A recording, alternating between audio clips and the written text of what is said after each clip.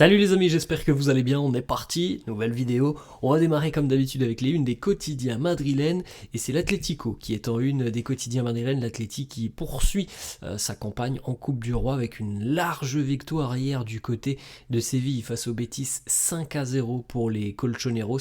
À noter un but de la nouvelle recrue de l'Atlético, Ademola Lookman. En ce qui concerne le Real, les amis, on n'a pas énormément d'informations. Juste ici, Valverde, voilà, on évoque notamment les résultats des tests physiques effectués par Antonio Pintus, on en parlera dans quelques instants, des résultats extrêmement bons, notamment chez Fede Valverde, mais c'est pas le seul, voilà, on en parlera dans quelques secondes.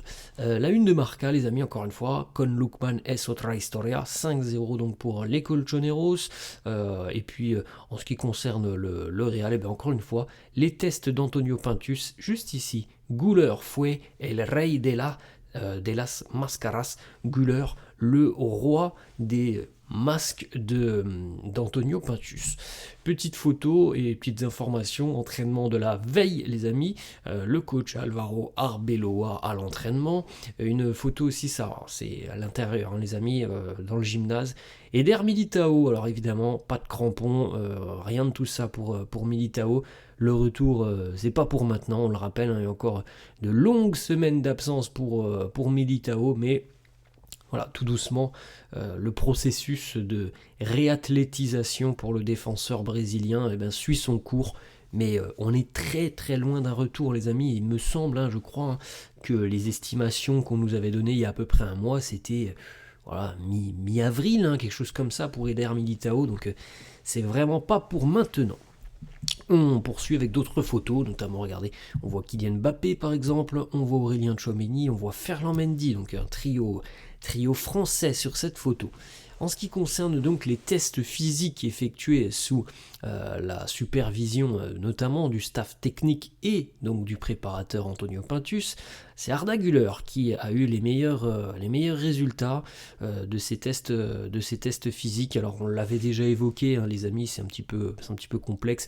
Ce sont des tests qui sont réalisés pour savoir où on en est, évidemment sur le plan physique, mais aussi sur le plan tout simplement de l'oxygénation des joueurs suivant une charge d'effort. Et c'est Arda Güler qui a véritablement performé en termes de résultats, tout comme David Alaba. D'ailleurs, on peut signaler aussi les bons résultats pour Fede Valverde et Fran Garcia, mais Arda Güler a été le numéro 1.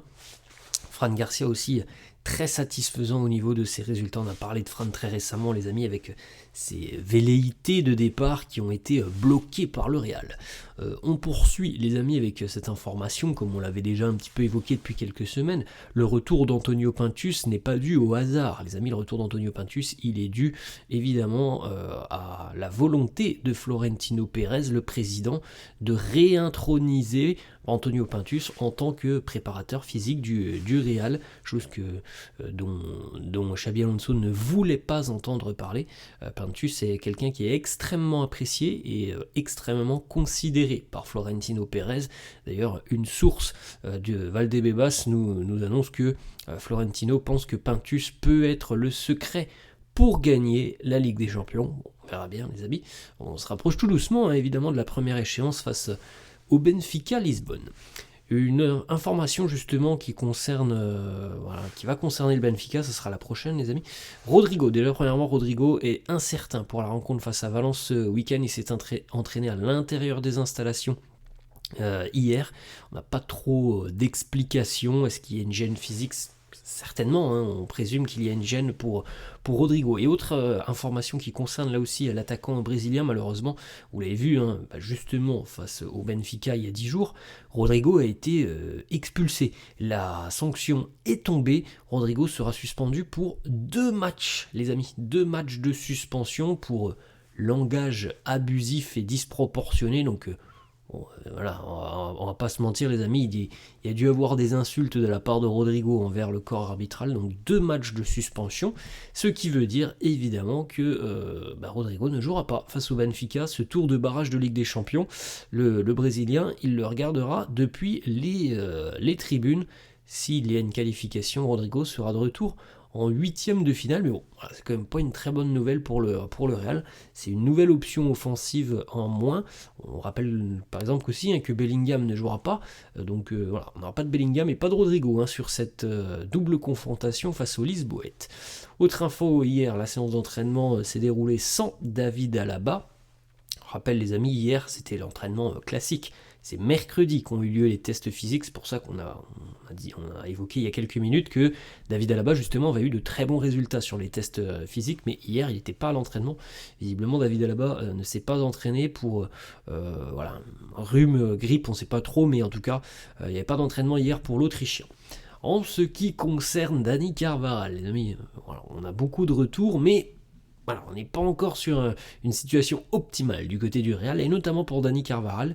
Ça fait plusieurs semaines qu'on nous annonce que Dani est prêt à jouer, mais du côté des médecins du club, on insiste sur le fait qu'il faut être très précautionneux avec le genou de Dani Carvajal, parce que ça pourrait très rapidement enfler au niveau de son genou. Donc c'est aussi pour ça que Dani Carvajal ne s'est pas entraîné avec le groupe hier.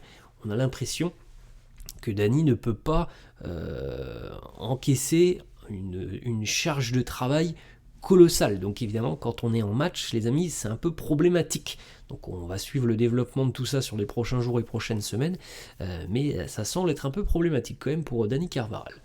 Le quotidien AS qui affirme les amis que Trent est de retour. Il est prêt, vraiment, voilà, prêt à 100%, et il peut même démarrer ce week-end face au FC Valence, donc ça sera certainement l'un des éléments à suivre dimanche face aux Valencians, la présence ou non, et surtout la titularisation ou non de Trent Alexander-Arnold. Une petite déclat, les amis, de Franco Mastantuono qui évoque Jude Bellingham. Il nous dit: Jude, je l'adore, je l'aime tellement, il est très sympa, il m'a beaucoup aidé. On a vu depuis très longtemps maintenant une complicité naissante entre l'Argentin et l'Anglais. Une petite information, alors ça va être vraisemblablement officialisé d'ici à quelques jours, mais Hendrick devrait retrouver la sélection brésilienne au vu de ses performances très satisfaisante du côté de l'Olympique Lyonnais. C'est pas passé inaperçu évidemment, et Carlo Ancelotti est convaincu qu'Hendrick peut apporter à cette sélection brésilienne, donc on devrait retrouver Hendrick avec la sélection. On rappelle d'ailleurs notamment qu'on aura un match plutôt sympa au mois de mars. Le Brésil affrontera l'équipe de France, donc on aura vraisemblablement un duel, ou plusieurs duels même, entre joueurs du Real, entre brésiliens et français. Une information de Defensa Central. Ça vaut ce que ça vaut, les amis.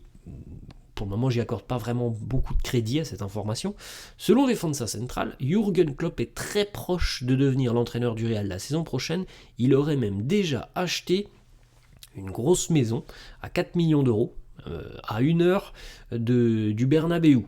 Bon, les amis, ça vaut ce que ça vaut. Personnellement, je me fie pour le moment aux déclarations de Jürgen Klopp, qui a répondu, je crois déjà, à 2 ou 3 reprises depuis le départ de Xabi Alonso sur cette éventuelle possibilité qu'il atterrisse sur le banc du Real. Et il a dit: je suis très heureux dans mes fonctions au sein du groupe Red Bull, on ne peut jamais dire jamais, mais à l'heure actuelle ça n'est pas dans ma tête. Voilà, c'est mot pour mot ce qu'avait dit Jürgen Klopp, et il l'a dit à 2 ou 3 reprises.